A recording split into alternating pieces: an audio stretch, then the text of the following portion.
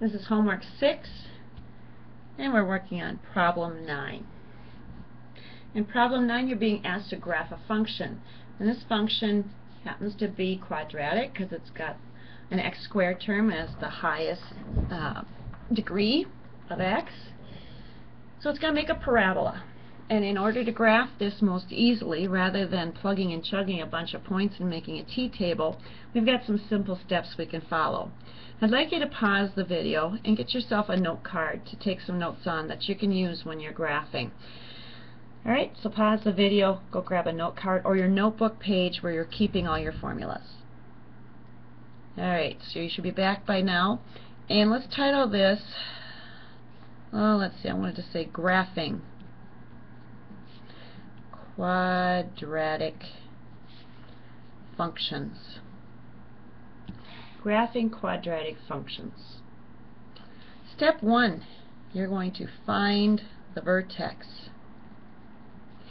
And the vertex has a formula. It's the x value of that point. Remember, the vertex is a point on the graph. The x value can be found by taking the opposite of b over 2a when that function is in this form: ax squared plus bx plus c. And you're familiar with that form from having used the quadratic formula. Alright, the second step is to find the y value in the vertex. This step just gives you the x value. Plug x value from step 1 into function to find y value. Plug the x value from step 1 into the function to find the y value, and I'll be showing you how to do that in the next video as we work this problem.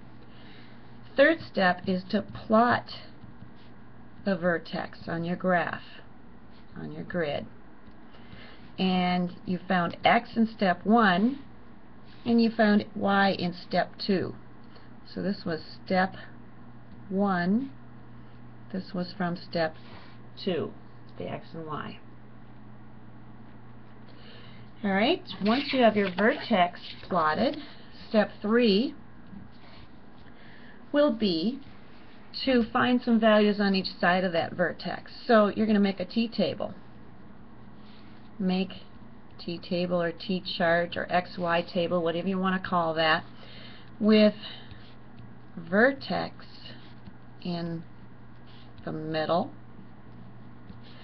Find pairs, these will be coordinate pairs, each side of it. So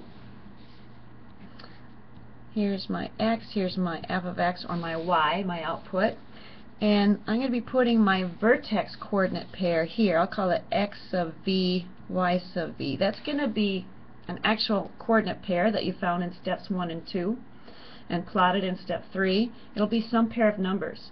So let's say it's -1 for x. Then you'd want to go 0, 1, 2 for values going this way, and -2, -3, etc. going this way, and find some more coordinate pairs to plot. And once you've done that, you'll be asked what's your minimum or maximum value. Well, that's really easy. It'll be the highest point on the graph if it's your max. It'll be the lowest point on the graph if it's your minimum. I've run out of room on my note card, but you can make a note about that on yours. Alright, let's tune into the next video to see how to use these steps to graph problem 9.